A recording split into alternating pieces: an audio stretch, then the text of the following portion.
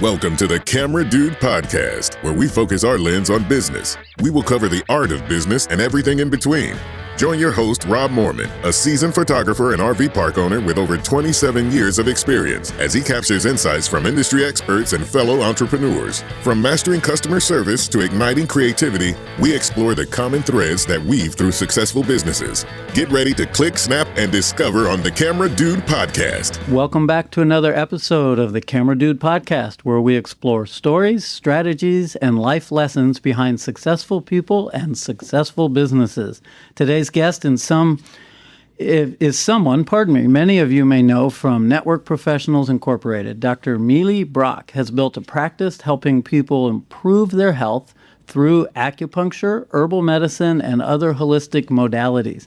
Now, I'll be honest, I've experienced acupuncture myself and found it fascinating, but I know there are still plenty of people who hear the word acupuncture and immediately think, does that really work? So today we're going to pull back the curtain on what acupuncture actually is, what the science says, how it helps patients, and how Dr. Brock built a successful business around helping people feel better naturally through acupuncture. Through acupuncture and herbal medicine. So welcome Dr. Meli Brock to the Camera Dude Podcast. Excellent. Thank you so much for having me, Rob. So glad to be here with you. Awesome. I'm excited to have you. I've been looking forward to this all week. So that I don't mess it up, introduce yourself. Who are you? Where are you from? Talk about your family, whatever you want, and your hobbies too. Okay. Well, I am from Houston, Texas, and I grew up there for a lot of my childhood. My parents were self-employed. They actually do computer programming and teach for offshore oil rigs. So I got to travel a little bit with them and kind of experience some of that. And I moved out to Vail, Colorado in my 20s. Cool. I was kind of a tomboy as a kid, kind of sailing, fishing, blue jean wearing, tree climbing. And my mom was really into gardening. And I actually developed a love of gardening from her.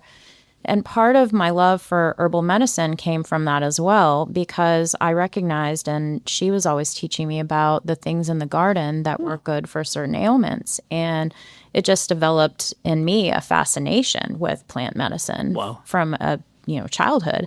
So that's a lot of where I started getting interested in herbs. And when I moved out to Colorado, I actually was in construction and design for quite a while. Wow. In my 20s. I didn't see that coming. And I really, I was looking as an income. It's out there. It's hard to make a living. And I really was doing well. I had a crew of 10 guys. I was running big jobs, multi-million-dollar homes by myself. And I loved what I did, but there's an aspect of stress to it as well. And I knew that I wasn't really meant to be doing what I was doing, but, you kind of just do what you're doing. And at the point where I met my husband, we both had a love for natural medicine, and the economy had actually tanked as well. So we chose that time to buy a house that was in very bad disrepair and fix it up with no mortgage and live in it and go back to school and do what we love. I love that. So I have a hard time seeing you yielding a whip, keeping contractors moving on time and getting jobs done, and dust and, bricklaying going on and all of that. I did a slight amount of construction just out of high school with a friend of mine's dad. I did it long enough to know that that's not what I was going to do the rest of my life. Exactly. So I entered the motion picture industry, actually, and did 10 years of filmmaking behind the scenes. And oddly enough, I ended up as a truck driver, which wasn't a goal, but I was driving trucks in the motion picture industry, commercial license and all of that. I was making so much money doing that for the late 80s, early 90s, that I got stuck in that job. And I loved it, and I loved the people. And even though you're driving a truck, you're still on set.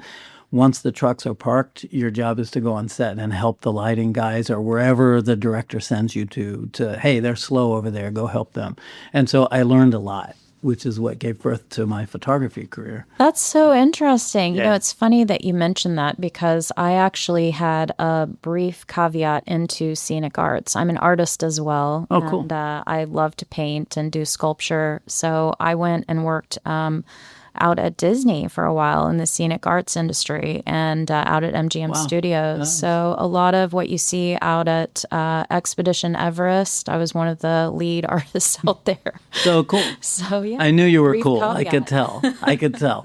So no wonder you liked the background when you came in. That is a hand-painted background in our studio by a gentleman. Les Brandt is his name, and sadly Les has passed away. But he was known nationwide for painting backgrounds for photographers, hand-painted. I could tell, yeah. Everything now is printed on a big whatever, and it's not the same. You can see the difference. Yeah, I always said if I retire, I'm taking that background with me. Of course. It's just going to hang in my office so I could look at it. Backdrop. Some of my best work and most awarded stuff took place on that background, so it's kind of cool to see that.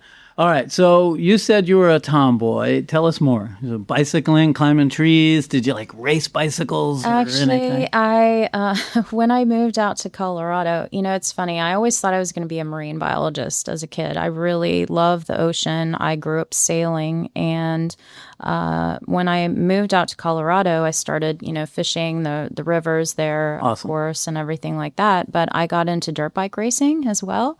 So that's definitely a little bit of my, I even hurt myself trying to race the arena cross one time.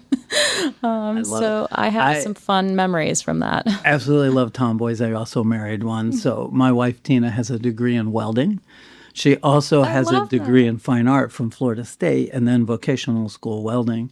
But she gardens and we bicycle and kayak and we're boating and all of that stuff. So I like that. So I was also on the Hobie kayak fishing team from about 2013 to 2022. And I went to China 6 years in a row to represent the United States fishing for the team. And that was quite the experience. So I really loved doing that. It was mostly less about the competition for me and more about showing ladies that you can really get out there and get involved in the sport. Perfect. And teaching, And I would say you're still doing that because you're running your business and you're on top of your game. And I know there's roadblocks that I probably don't even understand being male, but at the same token, it's appeared that you've conquered all of that and you're doing it. You're in business, you're up and running, and people are feeling better about themselves physically, emotionally because of what you do. That's pretty cool. It is pretty neat. I love it, actually. So what you talked about herbs and all of that, and so we'll get into that in depth, but also acupuncture. When did you add that into your career? Well, actually, acupuncture came at a time when I had already a good basis in medical body work, and that was something my husband and I we followed this path together. We actually have a lot of the same skills because of how we went to school, and we pursued the body work portion, and you start with massage school, of course. But that was really never where we were going to stop because I see it as a medical tool, and there were a lot of things beyond that we wanted to be able to achieve. So we actually, at the point where I was in school, we had a mentor who was an acupuncturist, and I was always fascinated by it. But there's a portion of that you learn in school as well about Chinese medicine and shiatsu and tuina as more Asian style massages. They're like little blips of what you learn. Okay. And so we had a mentor in the program who was an acupuncturist, and I also became pregnant with my son, Jackson. And I was very healthy, but I ended up with gestational diabetes. And I was shocked because I had always been great with my diet, really good on health. My weight was wonderful. Didn't really have any issues with exercise, just kind of surprising. And it's really nothing to do with any of those factors. It's how your body is handling all of the hormones and the changes from pregnancy. So I actually went and I talked to my mentor, and he was like, we're going to do some acupuncture. And I'm willing to try anything. So I had really fascination with it and I had tried it before more for stress-related purposes and had it work beautifully for that. It really is wonderful at relaxing the nervous system because that's what it works with. So I was very surprised to hear that it could do anything for blood sugars in pregnancy. And so I tested my sugars right before treatment, and right after, they were well within normal limitations. He saw me once a week for 4 weeks. The first week was 2 times, and I was normal from that point forward. And I had actually already changed everything in my diet at the point in pregnancy where you're eating only proteins and certain vegetables, because some vegetables have carbohydrates and they would spike the sugars. I was really having to watch, and it was miserable. Like all the cravings. Yeah, and I was really trying to do my best because I didn't want to go on insulin while I was pregnant too. Right. So to have them come back down to normal was just mind-blowing to me. So you experienced positive results firsthand. And internally, medicine-wise, I was thinking all my life that acupuncture was more for pain or for stress. And I had no idea that it could actually treat internal conditions. Wow. Oh, my firsthand experience was someone in NPI with us way before you joined. They had an acupuncturist studio. They worked from home, but they had a beautiful studio set up. It had its own entrance and all of that. And I went in for back pain and stress. And same scenario, a series of visits and all that she had planned to do the modality, I don't know, however many times she thought I needed and whatever. And I had also been going through a lot. Father passed away, big estate that needed to be settled, and that lasted 10 years. I felt guilty every time I left her office after the acupuncture session because I was so calm. I didn't care about anything. Yeah. It was a beautiful experience. It really was. I think she's long since retired now. But so I know what you mean, at least for relaxation part of it. I think it helped my back. My problem is I'm constantly carrying all those big, heavy cases, doing school portraits, and so I throw it right back out again. My chiropractor, the joke is that he's putting his kid through school because of me. So I don't know if that's true or not, but hey. So tell me this. We like to find out first. What was your very first job? Oh, my goodness. My very first job actually was at my papa, is my grandfather, who is a huge mentor for me in life. Awesome. He worked at a company in Houston called Transco. And Transco moved to the tallest building in Houston, and it was called Transco Tower. Wow. And so I had the opportunity, even after he retired, he had some connections there. So I had the opportunity to go and work for their PR portion. Neat.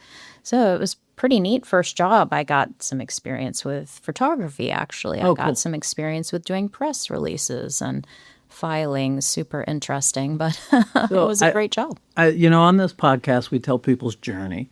So you had that very first job, and it was a legit job. A lot of us were like mowing lawns to get started or whatever.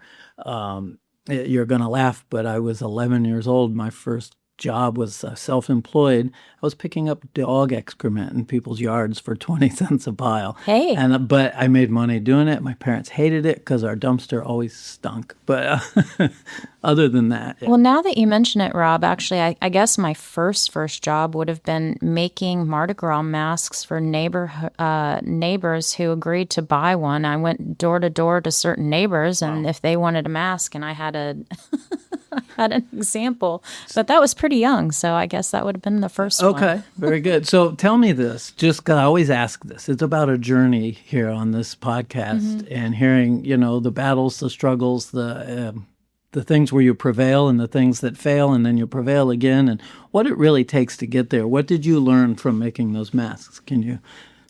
that I never want to do door-to-door sales. And even if you know people, they will get potentially annoyed with you if you show up and do that.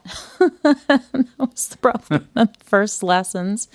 And secondly, I learned that there was a neighborhood man who was building a sailboat in his yard, and his name was Fisher, which is my first son's name. Oh, wow. And I actually took his name from... meeting that man because his sailboat and us neighborhood kids were kind of fascinated. So we'd go over and bug him all the time. So I learned about him. And I'll bet that he actually liked it quite a bit. You guys came over. He did. Yeah. I would too. That would be fun. He enjoyed answering all our questions. 10,000 questions. 10,000. What's this? What's that? Yeah, I love kids like that. So, all right. So now, what was your second job? My second job was actually in a deli and slicing meats and making sandwiches in a summer kind of town. And I did that in Nantucket. And kind of making blueberry muffins at the Siasconset market, things like that. Just summer job, and also helping kind of nanny for my cousins, I guess, cool. at that point in time. So there's a ton of skill sets there. You had customer relations while making sandwiches. You dealt with good people and probably not so good people. People that are hard to deal with. They're having a bad day or whatever, and now their sandwich is wrong, and it just took them over the top. I can understand that. That's probably something you use today, I would imagine. Absolutely. Actually, one of the things that I take with me today, too, is my stepdad was a pretty amazing individual, and he was always really positive. He struggled with some health issues and some mental health issues, but also was just always very outgoing and very conscious of what other people were dealing with or could be every day. So he really impressed upon me that it's very important to always be kind. And he would go out of his way to, like he would see a lady and he wouldn't just say, if he didn't know her name, he'd call her nice lady. Hey, nice lady, how are you? He was just always very, very warm and outgoing to people he didn't even know, strangers. And that really has always stuck with me. It's very important to me to be kind in relationships and how you make people feel. I agree with that, and especially in photography, it's a personal business. When it comes to portraiture, we do school portraits, and every child, I don't know all their names. Sometimes it's 550 kids in a day. Now, my staff has checked them in. They know their name, but the room is loud. You're in a gym. There's kids everywhere. I don't know the child's name. So I always say, hey, handsome, come on in. Hey, pretty, come on in. But I always compliment them. Always, just so that they feel good about themselves. I only have them for maybe 3 minutes. Building them up, yeah. And so I thought, what can I do good in these 3 minutes to help each one of these kids? So, and of course, the rubber chicken to make them all laugh is what makes it the most fun. So the belly laughs from the preschoolers are crazy. Well, let's get into your education a little bit. So you talked about it, and feel free to interject anytime. I kind of ramble a little, so if you want to jump in, please do. How extensive is the education for acupuncture? Let people know what's really involved in it. Well, in the U.S., actually, a lot of people are surprised by the numbers. The typical acupuncture physician training is not only undergraduate education, so it's like 2 to 4 years of college prior, and it varies by program requirements. So it depends on what program you're actually going into. So for, there's often like 60 to 120 undergraduate credit hours before you even get into the program to build up. Wow. And then you go for your graduate program. So that's 3 to 4 years of full-time school. And it's approximately, 4,000 hours of education and training right there. And a lot of people also don't realize that our coursework is so thorough. It's, Western pathology, pharmacology, biomedical sciences, anatomy, thorough anatomy, not just that, but then acupuncture theory and all the Chinese herbal medicine, which is thoroughly covered through the program as well, differential diagnosis and integrative medicine. So we learn orthopedics, all kinds of skills. And we're typically also after that, about 1,200 clinical supervised hours before we even go to then be approved to take our board exams, which there's actually 4 medical board exams that we have to pass in order to be licensed in practice in most states. So in most states, the National Certification Commission for Acupuncture and Oriental Medicine has these exams set up, but some states don't make their practitioners do that. In the state of Florida, we have actually the highest standards in the country to become an acupuncture physician, and we're considered primary care providers here in the state because of that. We can actually help people being their primary care, keeping them well, and then, we're able to order labs, do injection, order imaging, and then refer out as necessary. So okay, I don't think a lot of people know that. Yeah, that they can come to you for primary care. What would you say? You say integrative health, and this isn't a question on my list, but there's a lot of doctors that might be skeptical at some point. what would you say to them? How can you integrate what you do to help this patient reach a positive goal alongside what this doctor's doing? Somebody has a life-threatening disease, they're battling it, and you're going to come in and help. How would you tell that doctor that you're on their side? Because they might be skeptical, not just the patient. I do this every day, actually, Rob, so Okay. I can give you a number of examples, and it would really depend on the patient. So I'll give you an example that's probably more serious and very difficult to get practitioners on board is oncology. I have cancer patients that I'm working with, and I have cancer patients that are still in treatment. They're terminal, and they're, receiving regular infusion. But part of what I do there is help build them back up. And being knowledgeable about what herbs I cannot use for them that could, affect them negatively while I'm building them back up is very, very important. And expressing that knowledge to an oncologist is very key. If I can speak his Western medical language, that is the biggest divide I've found, actually, is if as an acupuncturist I come in and I'm representing myself like peace, love, and energy medicine, which is a part of what I do, right? And we are looking at a holistic person, and I try to bring everybody back into balance, and so it's a part of it. But being able to speak that language as well is really important to letting that physician know I have your patient's best interest at heart, so I'm going to communicate to you what I'm doing. I'm going to list off all of the potential, chemicals that could react with what you're doing, and just reaching out and communicating. And I think that's a big part of that communication, getting faith from their practitioner. So I would imagine after working with one doctor under this scenario, they've built a faith in what you're doing and they see results, and you guys get to communicate back and forth during the whole treatment for this patient. I actually now have nephrologists, I have neurologists, I have fertility specialists and OBs who refer to me, as well as an oncologist. So once you start treating patients with success and really communicating with them, they see it and they want the best for their patients as well. I've had a few doctors on the podcast as well as nutritionists, so it seems like a good point. How can they find you? Give them your website. Oh, okay. It's brockintegrativehealth.com. Perfect. And if there's a doctor that's listening, you would take a minute and maybe do kind of a one-on-one with them, meet them at their office or vice versa, have a coffee, and really see how you can help them with every one of their clients. Absolutely. And I'm passionate about educating people as well about what I do. Like the breadth of what I do, some people don't understand. So. Okay. I love that. I think that's a way to go, and hopefully somebody's listening.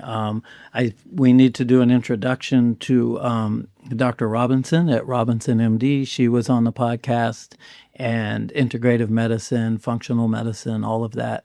And she is expert, in my opinion, but she needs to know you. I look forward to it. Yeah, we keep talking about that and haven't done that yet.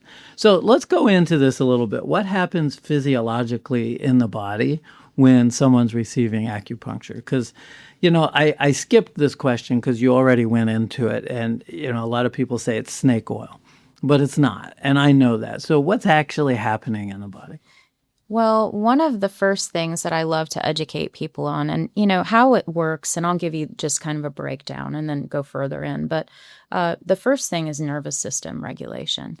When people ask me how acupuncture works, the channels and meridians that are mapped out are actually very closely related to motor lines and orthopedic lines in the body. Okay. And when you trace this, it actually ties it very closely, So one of my fascinations was actually learning the connections between Western and Chinese medicine. So nervous system regulation, but then also blood flow improvement. When you're having acupuncture, you are having an increase in circulation to the area. So it's bringing actually new oxygen-rich, nutrient-rich blood to the area. Endorphin release is a huge one as well. Chemically, they've mapped out and signaled some of the endorphin release that happens when you receive acupuncture. And it also just helps restore what we call homeostasis, or normal function in the body. So every needle we place is actually creating a signal that's traveling through the nervous system.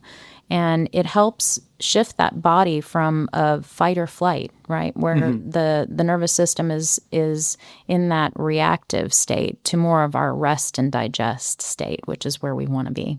All the time. Well, touch on this because you mentioned the word needle.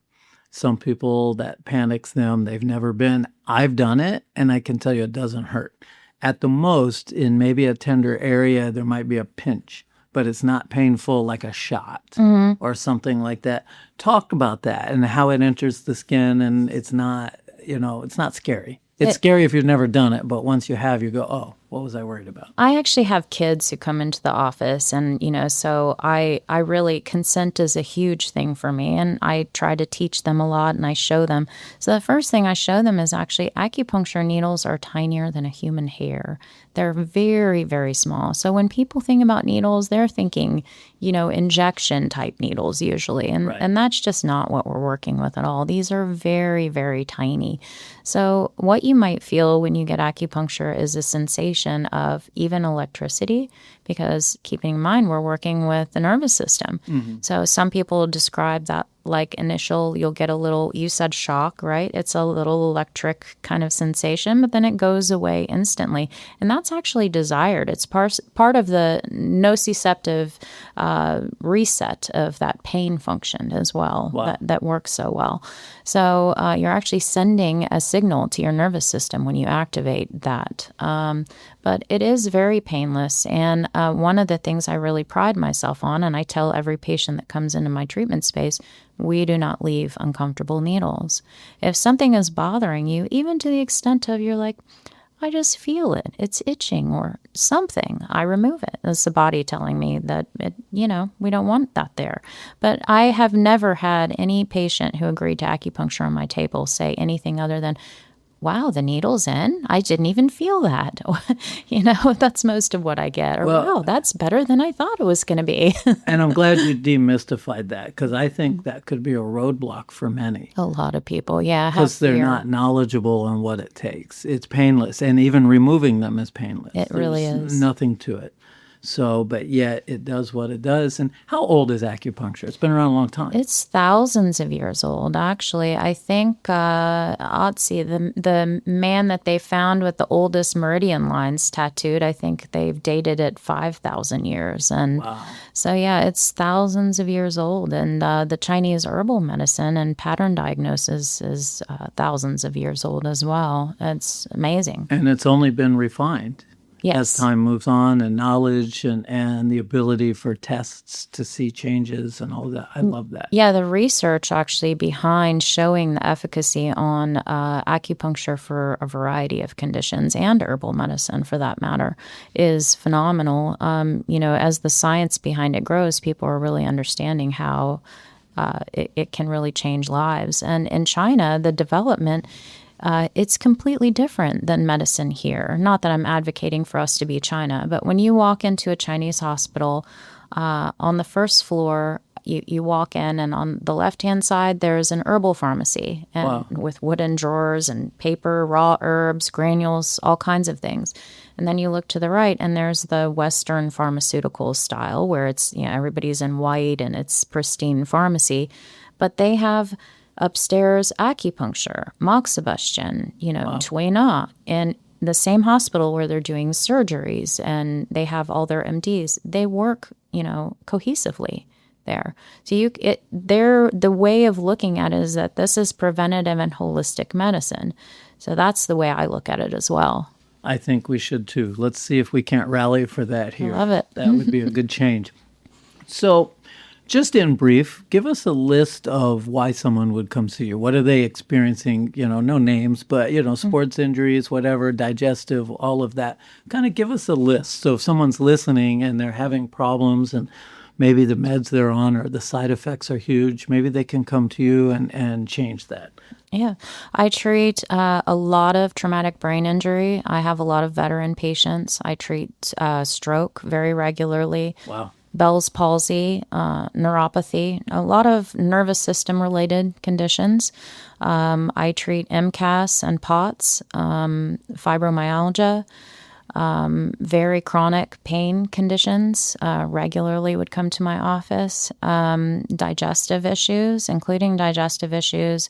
While the peptides are in my scope of practice, I choose to help people with the side effects they're facing if they choose to go that route, rather than treating them with peptides in my office. So I treat a lot of that and digestive dysbiosis, gut dysbiosis, and really stress, PTSD. Wow. Just imbalances. I have also helped with my husband get people off of dialysis and help improve kidney function. That's huge. Both of those are huge. Huge. It's all huge, but that's a big thing. It's a pretty big one. Yeah, it's one of my favorite things that my husband and I have been able to do. So neuropathy is a huge sports injuries. Those definitely are a huge part of my practice as well. And I have in my notes, and I probably from your website, but women's health. Yeah, so I was actually just going to say I also missed that I have a lot of fertility cases, and I love helping women get through their pregnancies. Cool. I have a 100% success rate turning breech babies, which is kind of an interesting thing that not a lot of people know that Chinese medicine can do really well. So I'm proud of that, actually. Okay. And what about later in life, past baby stage? The whole hormone changes. Menopause is a huge one, yes, and all of the side effects that come with it. So, yeah, I absolutely do that. Now, I don't do HRT in my office. Okay. I cannot prescribe Western medicine as what I do, but we do supplementation in Chinese herbs and help people get back on track. Chinese medicine is hugely successful at helping with the symptoms of night sweats and hot flashes, all of the things that can make us really miserable when we start hitting that point. Very familiar with all of it because I'm married. You've got your air conditioning really cold, yes. I'm sure. Yes. My bald head is frozen and she's over there. It's hot. And I'm like, no. I love that. All right. So walk us through a couple of things. What does a client expect, a patient would expect when they come to you? What's the typical first appointment like? Does it hurt? We already mentioned that. But tell us when they walk in, they have an ailment. What are they going to see? What do you do with them the first time? Well, it actually depends. I have patients come to me in a multitude of ways. If they really are in just chronic pain, then they're likely coming to me for a visit for either acupuncture or gua sha, or medical body work. And that is a different type of appointment for me. But I do also treat a lot of internal medicine. And with that, I actually treat people over state lines as well. I use that as more health coaching and giving kind of advice and helping people with Chinese herbs and getting them back on track with functional medicine. So when I'm seeing those type of patients, or when they're coming to me more for internal medicine, they would be coming for a visit where they would provide me with all kinds of data first, blood work, intake of what they're dealing with. So it's a consultation. Consultation, yeah. And usually I spend an hour or more really diving in with that person after, reviewing everything ahead of time. And I will then give them a treatment plan based on that. But if they're coming in for chronic pain, then they would be coming in for, let's get you out of that pain as quickly as we can. And usually that is a set of treatments. I will usually prescribe a treatment plan at that point as well. And this is a loaded question because I'm sure it's different per patient. Mm-hmm. But how many treatments does someone usually need? And that's a variable. Simple, I have ankle pain. I don't mind sharing that. I hurt my ankle 45 years ago. I wrap it every day ever since. Mm-hmm. And it's painful. But if I was to come in and have before to reduce the pain and kind of, I've never gotten rid of it, but I've been able to find relief in what's going on in there. So how many treatments would somebody like that need to come in? I usually would ask that someone give me the opportunity to see them one time a week for 4 weeks. And I may, in that visit, mix medical body work and acupuncture together. Okay. And at that point, what I ask that individual to is that we will assess as we go. And that if that fourth visit, we've made some really good headway, wonderful. let's go forward, right? Let's move on. But if we've hit that fourth visit and I have, let's say, made things better, but not as much as we'd hope, I might prescribe for them to come and see me for maintenance, right? And that's then more chronic. It might be something that we can't make change with, but I can help keep you out of pain. But on the level that I haven't made any difference for that individual, I would just be honest and say, I don't think this is something I can help with. That is I will say, rarity, but it's just something that I am honest. If I haven't made any change in 4 visits, then I likely can't help. I would imagine that there's a referral in that case. Always. And you send them where they can still always move forward with the process. And even if I am unable to help, let's say, I've also given them some tools, right? So part of being in my office is education. I'm really passionate about teaching people about not only all of the herbs in Chinese medicine. One of my favorite topical herbs, which I know you've heard me talk about, is evil bone water, zheng xie gu shui, which is actually clears evil from the bones water, it translates to. Wow. So a lot of people think it's nefarious because of the name, but I explain it's actually the evils in Chinese medicine are the negative things that can affect the body, like too much phlegm, too much heat, too much cold, too much damp, too much pain even. Right. G stagnation. I use that product from you on my ankle all the time. And I find great relief from it, anti-inflammation and the whole thing. It's a little cool and crispy when you put it on, but when it's done doing what it does, it's absolutely incredible. And the warm part of it doesn't last that long, 15 minutes at the most, maybe 20, I don't know, something like that. So by giving people those tools, and I have herbal patches, I have a variety of things. So I like to give people exercise physiology techniques, different stretches, different nerve flossing techniques, things that I know are very targeted to help keep them and give them the tools to keep themselves, going. I love that. Moorman Photographics, where every click captures the essence of life's most precious moments. Our studio stands as a beacon of creativity and professionalism, offering a myriad of services tailored to your every photographic need. Whether you seek a studio portrait or the allure of on-location sessions in the Tampa and St. Petersburg waterfronts or lush parks, we bring your vision to life with creativity and professionalism. Corporate headshots, we excel at those too, providing impeccable quality whether in the studio or at your corporate headquarters.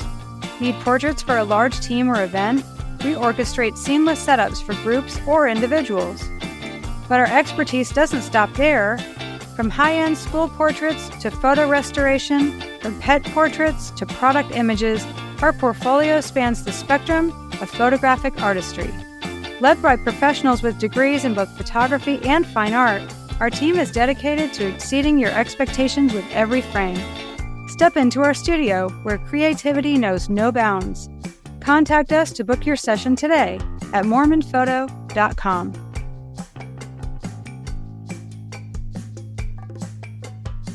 Gosh, there's so many different concerns. Safety. It's pretty safe, I would imagine, because of your knowledge. Very. I do want to actually take this opportunity to talk a little bit about dry needling and some of the things that I think a lot of people aren't aware of. I love PTs. They have a massive education, and I do not push back at all on dry needling. Dry needling is essentially orthopedic acupuncture or trigger point acupuncture, which is also thousands of years old. And I do think that it's being a little bit appropriated by PT. Okay. Which, of course, gua sha is actually become Graston. There's all kinds of techniques that mesh, and I don't actually have an issue with that at all. But I do want to talk to people a little bit about the training level differences. PTs actually have a weekend 100-hour course to do dry needling. Wow. And so if you're seeking out this technique of dry needling, it is acupuncture. And I would highly recommend that you seek someone with the thousands of hours of training and didactics and clinical training, because there is a big difference. I'm not sure if you saw the story of late, and there's becoming more of these where the Super Bowl, the pneumothorax. So these are just training. Training is incredibly important. So PTs have a great place in the world.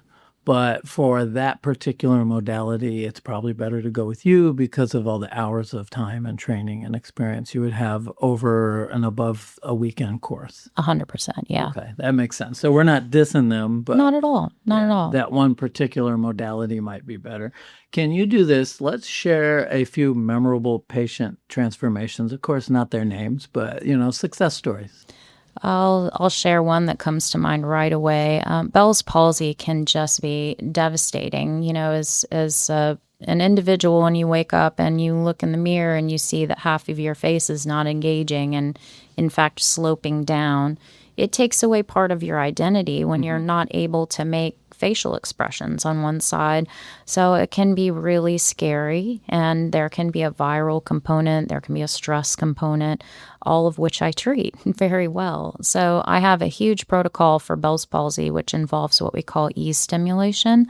And e-stim is actually where we use DC current on clips that are attached to the needles, and it provides a very mild pulsing sensation, and it really is wonderful for resetting and reawakening nerves. And so thousands of years experience has shown us that the sooner you get into my office with Bell's palsy, the sooner I can get you out of it. Wow. I have a protocol where I see people once a week for 5 weeks, and I also put them on internal herbs depending on what's going on. Okay. So it's not just that's the also beautiful thing about Chinese medicine is that it's very personalized and individualized. It's pattern diagnosis. So when I'm looking at you as a person, you may have an herbal formula that's completely different from someone with the same diagnosis in Western because you're a different person.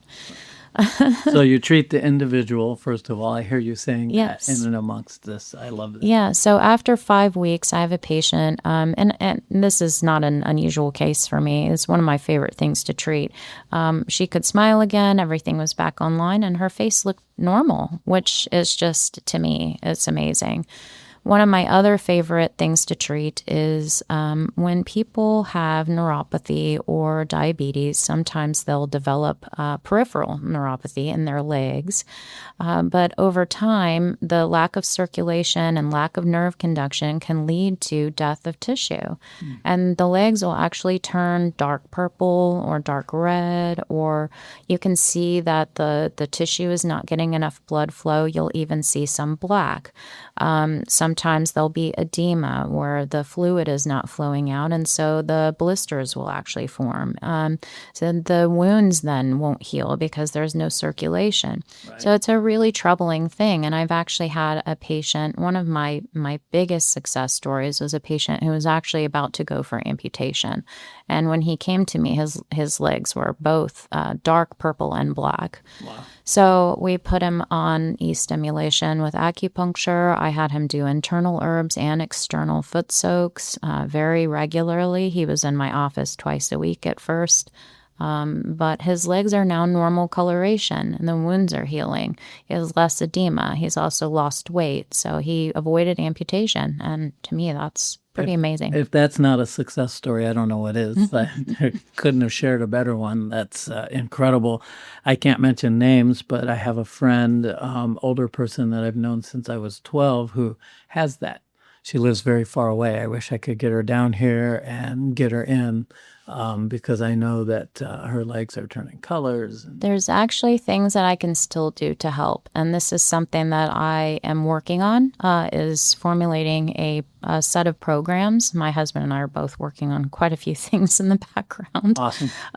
But one of the programs is for exactly that, where I can help people via telehealth with herbs and teach them some of the techniques that I'm using, and then even send them to a local acupuncturist where they can seek help. Okay. Maybe I'll bring that up. Hopefully she'll do that. Amazing. The age that she's at, everything is, well, it's up to my doctor, and they don't ever look at anything else. But yet I don't see what the doctor's doing helping very much. And so it breaks my heart to see that. Let's move into herbs because we kind of already have. How is it different taking all these herbs than supplements off of the shelf? Well, some of the biggest things about the herbs is that they're not supplements, but a lot of the herbs have some of the substances you might recognize from supplementation, like berberine. One of my best formulas that I use is MicroGuard Plus when we have gut dysbiosis, because there's a gut-brain axis that a lot of people don't realize. When your gut is having dysfunction, it affects everything else.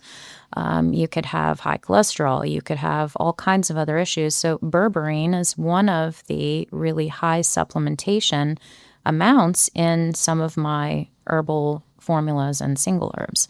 So while it's not supplements, it's all personalized. Like I was talking to you about before, Chinese medicine diagnosis is very pattern-based. So I'll look at the individual and I'll ask them about all the different symptoms they're experiencing.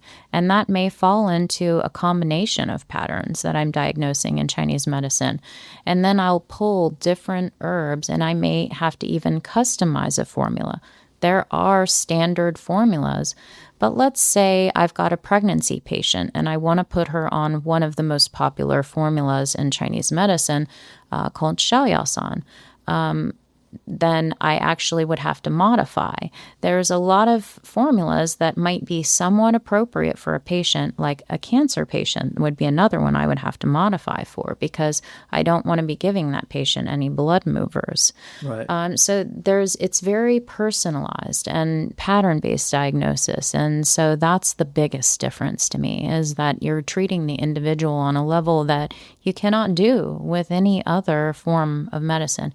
And where you look at Western herbalism, it's very often single herbs, right? Right. And that's how I learned it, even with my mom. Oh, I want you to be, calming down, have some chamomile tea, or, oh, you've got a little bit of a cold and your nose is runny, and let's kind of try to dry this up before it gets bad. Have some echinacea, things like that. That's how we practice. But in Chinese medicine, the herbs are one main herb that's treating the main, pattern, right? But then that herb is assisted. Let's say I'm treating something like Lyme disease, then that herb might be slightly toxic. So I then have another herb to help the body and have that herb not be toxic. Very often that's shengzhang, which is ginger. Okay. I love ginger, by the way. Ginger is amazing. Yeah. You should use ginger every day, unless you have too much heat.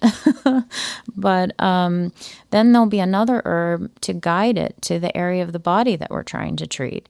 And then there's another herb to transform it. So whatever we're trying to push out of the body, that it's pushing it out and it's turning it into urine so that you can push out. So it's very graceful medicine. And it's a formula built for an individual based on their pattern. Fascinating. All of that is fascinating, and so much knowledge. I'm a vitamin nut. Sometime in the 90s, I found this used book called The Vitamin Bible. You've probably seen it. I have, yes.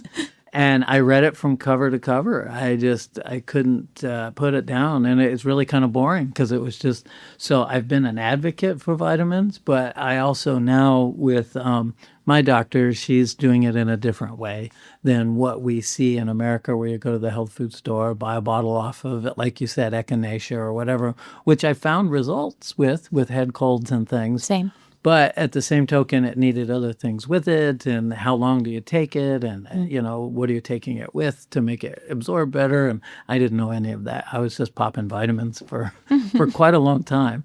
So that's just nuts. So, all right, listen, also with herbal medicine, is there any, and I think you've mentioned this, so I'll just touch on it a little bit, safety concerns. Is there anybody out there that fears they might have an allergic reaction or an interaction with a med?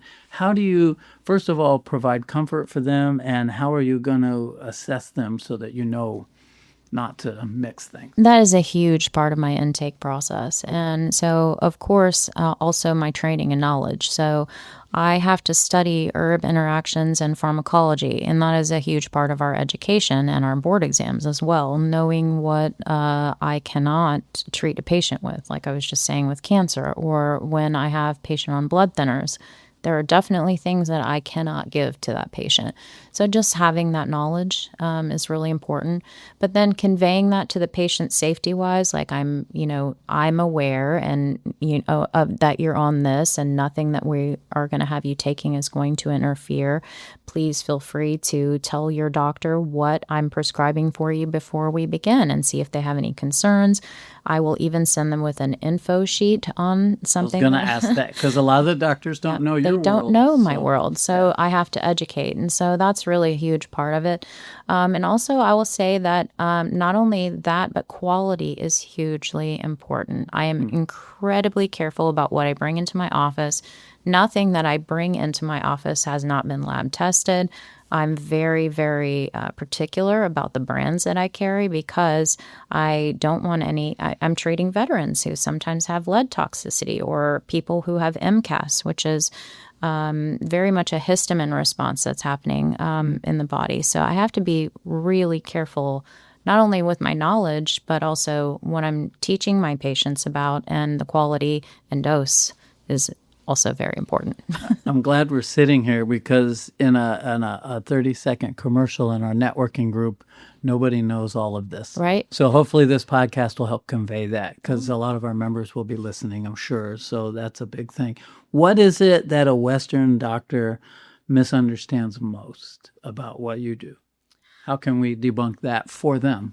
I think the biggest thing that a Western doctor might think, if they're even on board with considering acupuncture, the biggest misconception is that it's only for pain or stress. And I feel like that's probably the biggest thing that I want to get out there, is that there is so much more this medicine can do to keep your family healthy. And part of what I'm really passionate about when I'm treating families is that too, just teaching them, here's some herbal formulas you can just have in your medicine cabinet.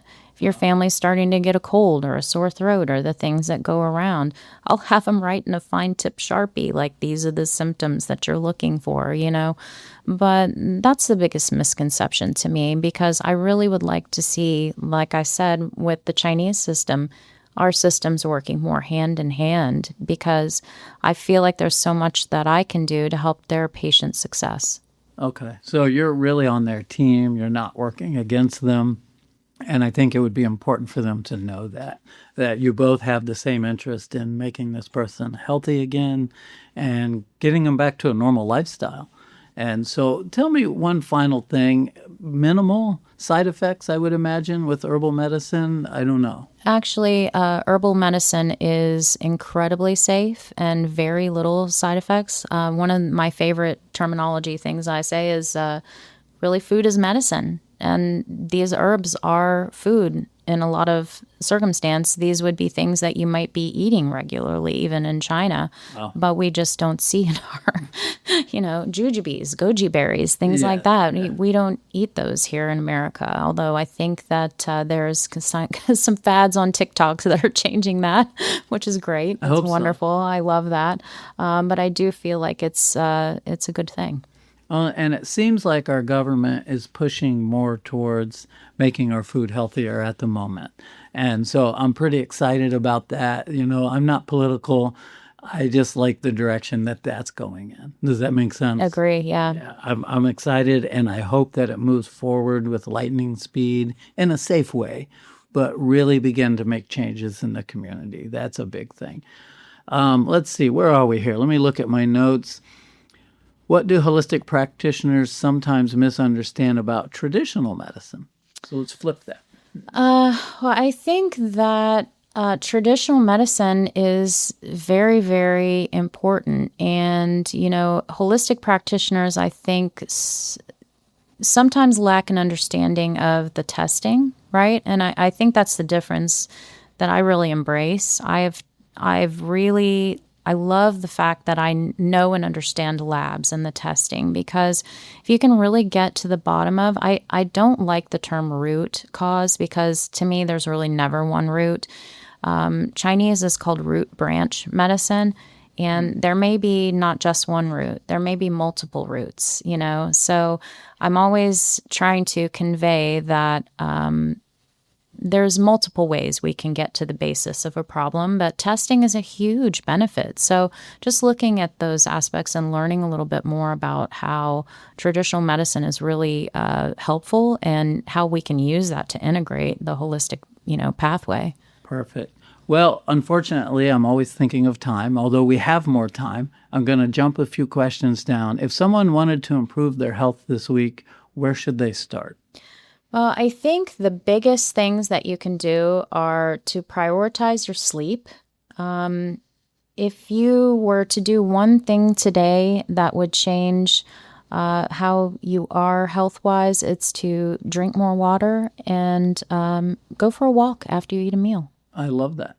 Okay. I would always say the one thing that we can do as everyday people walking around is what we eat, how we move our bodies, and get enough sleep and drink enough water. It's very true. I fail on the sleep. I know my doctor's listening, and I fail on the water part. But I do pretty good with the food thing these days and all of that. So that part is good. And I walk 10,000 steps a day, 6 days a week. That's terrific. Yeah, a lot of people don't realize, I think, that the simple things are so important.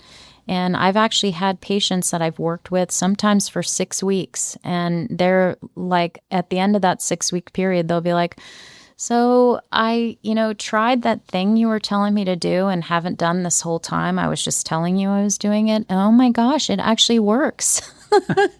It just sounded like it was too simple, so I didn't try it. Yeah. And the simple things are very, very important. I think that they stack up They do. as you do them, and it becomes habit. Right now in Florida, it's like 110 degrees outside, so you have to walk in the morning, walk in the evening. Walk in the mall. And walk in the mall, yeah. And I have done that when it's really cold, because I do not like cold weather, being a native Floridian.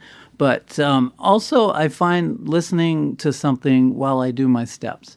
I'm not running, I'm not jogging, I'm walking at a high pace. I have these over-the-ear headphones. They're bone conducting, so you don't get run over by a car at the same time, so you can hear the world around you. And, of course, I listen to the Camera Dude podcast. All right. So sometimes I do, but I also listen to numerous other podcasts, and I love music. And so for me, that walking time is me time. And I hadn't had that in years, running 3 businesses, and all of that. The me time vanished. So my hour and a half to 2 hours of walking is me, and I shut out the rest of the world. I don't answer the phone unless it's on fire. I don't want to know about it. I'm walking. Yeah. I call it stepping. I'm going stepping. See ya. I think it's great. Something I made up. And I don't even, sometimes I'm so busy, I don't even change clothes. Everybody puts on their workout clothes. If I'm dressed for work or whatever, unless I have my suit on for an event, I just go. I just go because I don't want to make a big production out of it, because I won't do it. Everything's a blockade, and I got to change clothes and then change back and do all. Forget it. I just start walking, and then when I'm done, I'm done. Yeah. And it's easy to do. I love that. And listening to music, kicking in some of the joy and getting yourself some good endorphins for the day. Those things are really important. Yeah. I like a couple of bands that I follow. One of them is Striper, believe it or not, which is this Christian hard rock band. But that keeps me, they've been around since the 80s. They're our age, my age anyways. And anyhow, they keeps me moving because of the tempo and the rhythm, but it's a positive message. Love it. Yeah, so I'm doing both at the same time. Or podcasts, so that works out. Let's talk about business. So I've always said starting any business is challenging. Moorman Photographics took 8 years to get off the ground. We're now in our 30th year, and the battles never finish. You just get better at fighting and putting out fires is basically what it really is. And then Sunburst RV, I inherited. It was already 40 years in business. I've had it 12 now. So, gosh, it should have a birthday coming up pretty soon now that I think about it. But it's a whole nother world, taking a business, changing it, making it modern, than it is starting from scratch, where you're starting with all the modern things. It's very complicated to get staff to change the way we do our bookings and do all of that, but it was needed. We were going to go out if we didn't do that. So tell me about yours. What's it like building your practice? What's the energy that you've had to put into it? Oh gosh, it's been really amazing. Truly, I learned a lot about being self-employed from my parents. I've been self-employed most of my working history, and I think it takes a certain amount of Cajones. Really? Is that Chinese medicine word? No. I'm kidding. I'm from Texas. Sorry, Tejas. We use some of those terms. So It's yeah, all you good. you have to have some, gusto, some bravery, to be able to chutzpah. Yeah, exactly. To be able to do it. But I will say that it's so rewarding. I've never looked back. Having a good plan is hugely important. I started actually mobile concierge because I didn't want to pay for space, and I already had patients that I was seeing right out of school. Actually, I started seeing people mobily. And actually, I had already been in school seeing some people for medical body work still. So that was very beneficial. But when I stepped out, just doing that to build, and then as I met more and more people, they really wanted me to have a space. And I started realizing that I couldn't see as many patients as I wanted to until I did that. So I grew into. Yeah. And as I grew into that space, I've gotten more rooms and more treatment rooms. And so I'm still growing. Right now, my husband and I are actually developing a website in the background to help other practitioners and patients with their treatment flow.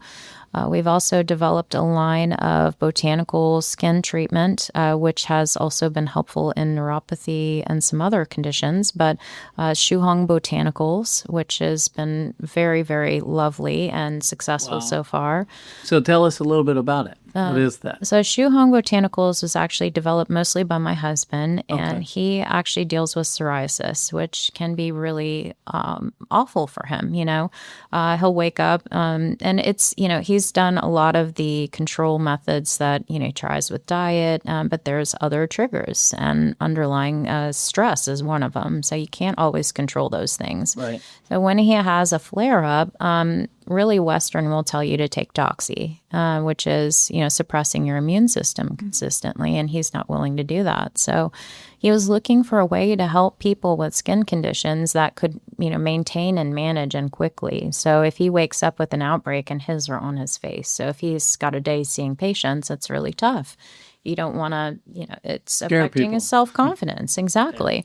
So this was really born out of that, a way and a system to manage skin conditions. And one of our sprays, Fire, has become more also beneficial in neuroinflammation. So it's helpful for some painful conditions, neuropathy. I've even had a tick bite that we treated with it. Wow. Cervical pruritus, actually, and where the skin is kind of getting tough and leathery and is burning and itching and consistently due to neuroinflammation. So we've had some really amazing successes, and I'm currently trying to treat a case of shingles, so we'll see how that goes. I was just going to ask, shingles? Yes. Which I have had. I don't know yet, but Evil Bone Water is amazing for shingles, and, wow. and I do treat shingles regularly. Okay. Good to know, because I have had that in the past, and it's not that fun. I can say that. It's painful. I was under a ton of stress when it happened, and that's where it came from. So or I would imagine that's where it's triggered. Yeah. So that's interesting. All right. Was there a moment when you knew the business was going to make it? I know you're growing.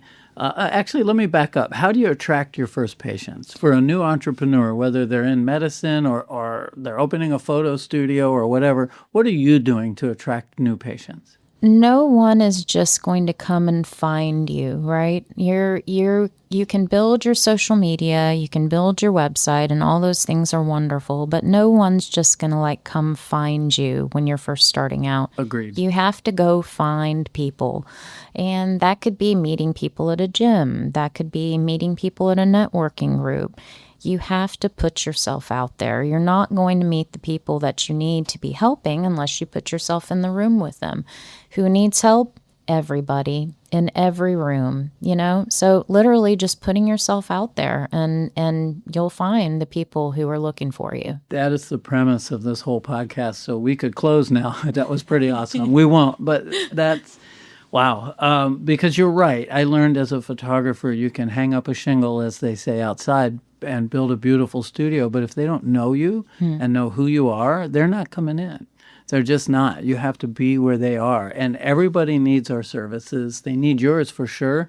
And I find if they own a business, they need product photography, they need interiors of their place, headshots of everybody, and or a lot of social media work is being done now as well. And we're there to help them, not because they can't do it themselves, because they don't have time. Yeah. So we take the time, we handle it, we edit it, and we get it out for them so that once it's photographed and it's done, they can go on about doing what they do for a living, knowing their product's coming in a day or so and it's finished. Yeah. And so it takes it off their plate. But everybody needs that. And so networking is key. I think we're year and a half in on this podcast, and the number one common thread for successful business owners is networking. Getting out and letting people know who you are. I remember when I first started, I wore a shirt with Moorman photographics on it. I had business cards in my pocket, even if I was just going to the movies. You're standing in line. My last name was kind of weird. People asked me about it, and I'd hand out business cards like crazy. I would show up at businesses. I wasn't cold calling. I would just show up to say hi. Hey, give me a tour of your place. I was networking. How can we help you? And a lot of times if they were going through something, I'd show up and help them. Oh, you're having a big event tomorrow? What do you need? Mm-hmm. Oh, I have folding chairs.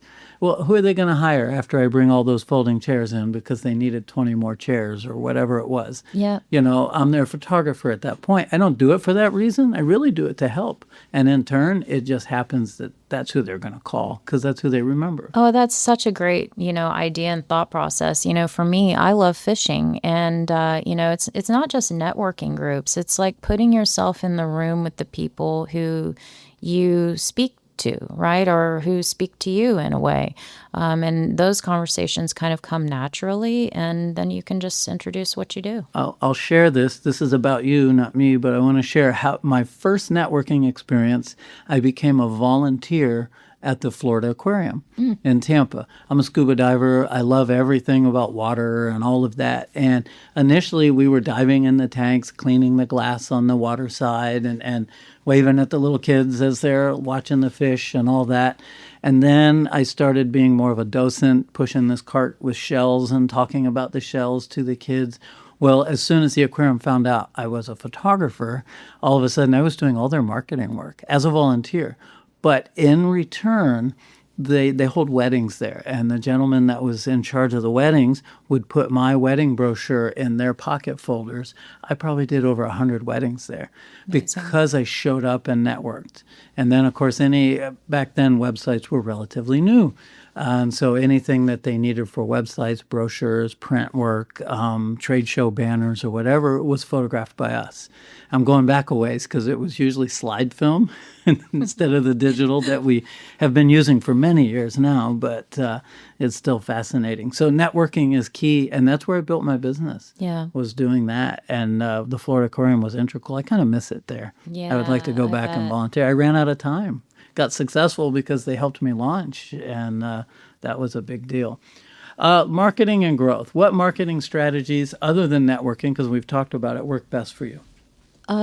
Truly, I have built a presence on every platform that I can think of, to try to just be out there. So when people look for you, they can find you. Making sure that they can see where you are is a part of that as well. And I'm still working on that and getting better every day. But word of mouth, honestly, has been my biggest. I don't do Google advertising. I don't do paid advertisements, or at least I haven't had to yet. There may come a point where I'm starting to scale some other things for the Shuhong Botanicals side of the business that I find that to be necessary. But for now, with me, it's been word of mouth is the biggest. How you make people feel and your success rates bring others. I love it. Word of mouth is key. I find that the social media backs up, or any online Google ads, all of that. And now they say that you need to optimize yourself differently online so that you're in the AI search engine. So someone goes into chat and says, I'm looking for herbalist, acupuncturist in the Tampa Bay area. You have to have the things on your website, because I did that for myself just to see.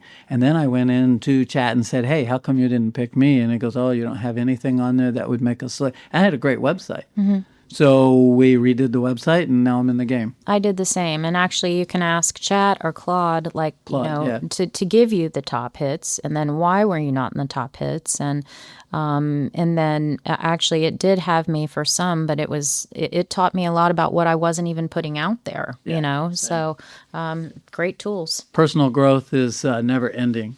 I love that. All right, let's go on a personal side a minute. How do you avoid burnout?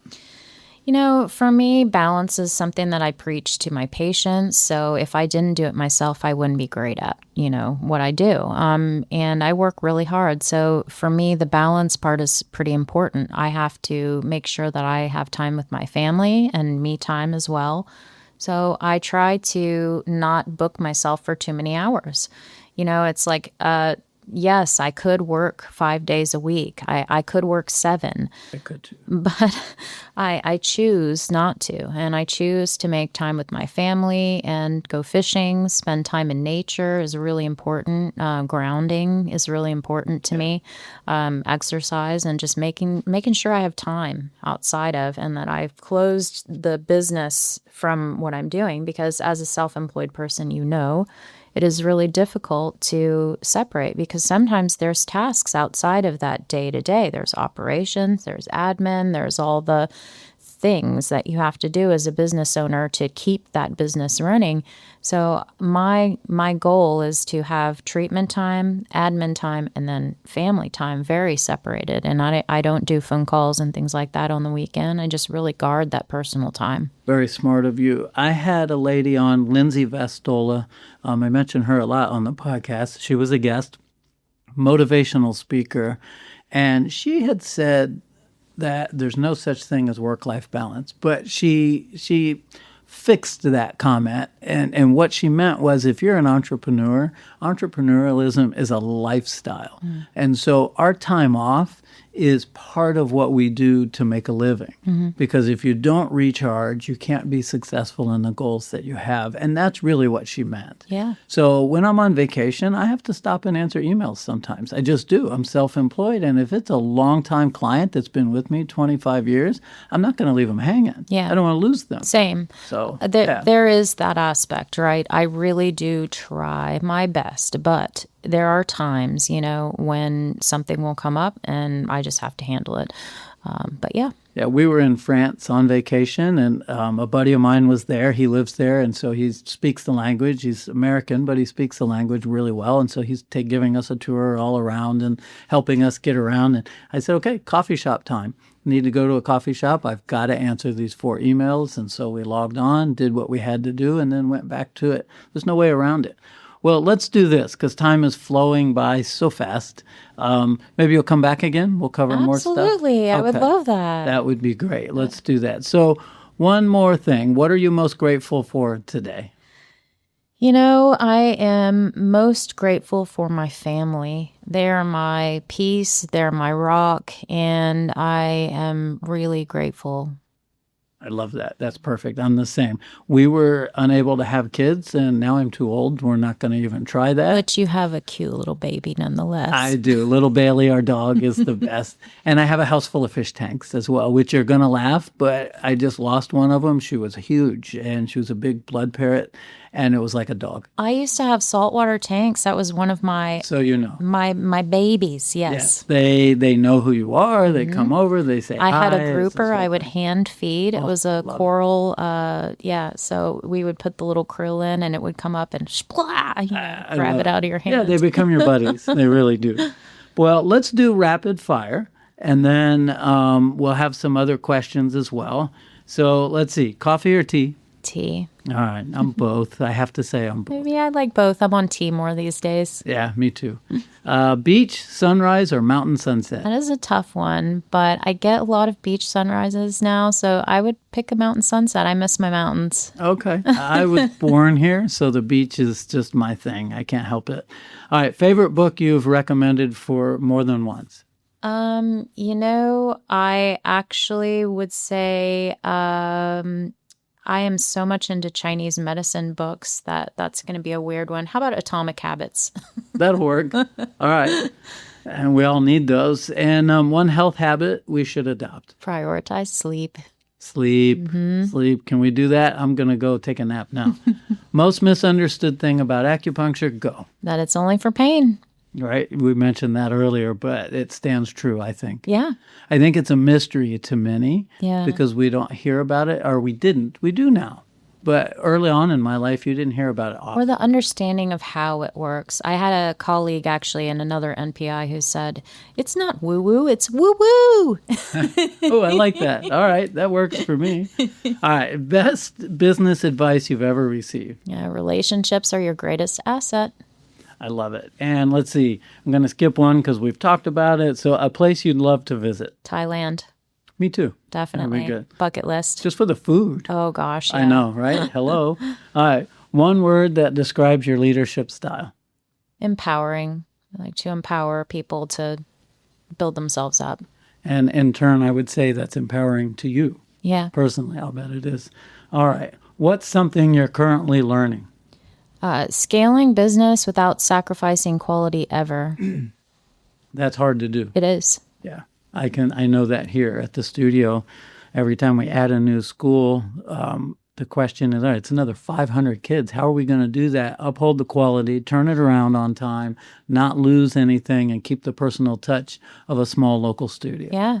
And so far, we've managed to do that. It's very important because, like I said, word of mouth is important to me. So it's, it's my number one thing. How well am I doing what I'm doing? Yeah. And how do we... My mentor, who was on this podcast, Bruce Evanson, quality, consistency, and service. Yeah. It's not always in photography. We have a style where the styles around us change. I don't change my style. My style is classic, and it fits no matter what's going on in the world. They're going to get it on time. It's executed with craftsmanship, if you will, and we turn it around, get it out to them. And the prints that we have a 100-year life expectancy, and I could go down the list of what we do. Don't falter from that, and people come back, and they tell others. Mm-hmm. But it takes a while for that to build. So it took me 8 years. All right. So the camera dude, final 5 here. What is your favorite word? Possibilities. All right. I like that. That's awesome. All right. What is your least favorite? Impossible or can't. That's another one. Yeah, can't. Well, entrepreneurs, that's pretty big. I tell my son that almost daily. My son is 12, and he'll still come into the I can'ts, and I'm like, we don't use that word, And what are you going to do to make it possible? Find a way to make it happen. Make it a game. Solve the puzzle. I can't is kind of, to me, a cop-out at right? some point. Yeah. So what excites you? All kinds of transformation. All right, that's easy. What sound or noise do you love? Water. Oh, wow. Yeah, me too. My fish tank's running in the house, or a creek, or the a river, ocean. Creeks, and just water flowing. It's one of my favorites. One of my favorite things is to sit on a shallow water dive, 30 feet, nothing fancy, beautiful coral reef, and the bubbles are coming out of your regulator. And I would sit in one spot sometimes and just watch a 5-foot area of a reef and all the life teeming through there. Oh my gosh, I could just live there. What profession other than your own would you like to attempt? That is a really tough one.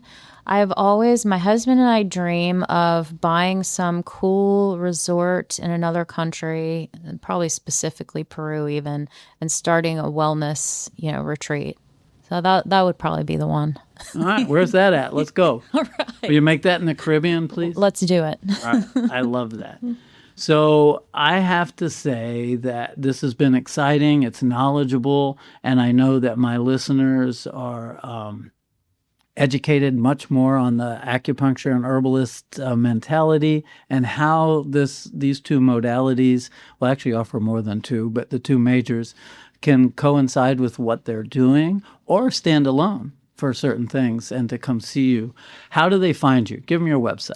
BrockIntegrativeHealth.com. I love it. That's easy. And what about your social media pages? What do you have? I have Brock Integrative Health on Facebook or Instagram, and I also have a TikTok.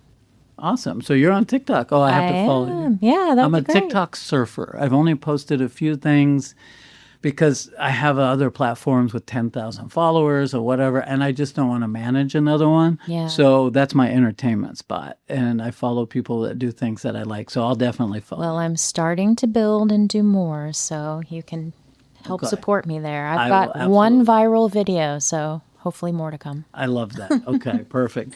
Well, guys, we have to close due to time. I hate doing that. Dr. Brock, thank you for joining us today and helping us better understand the world of acupuncture, herbal medicine, and holistic healthcare. Whether someone is looking for pain relief, stress management, or simply wants to explore additional options for improving their health, and as we learned today, other modalities that go along with what your doctor has. So if you're fighting something huge or you have a small issue or a skin problem, go see Dr. Meli Brock. She's going to take care of you. Gosh, thank you for being here.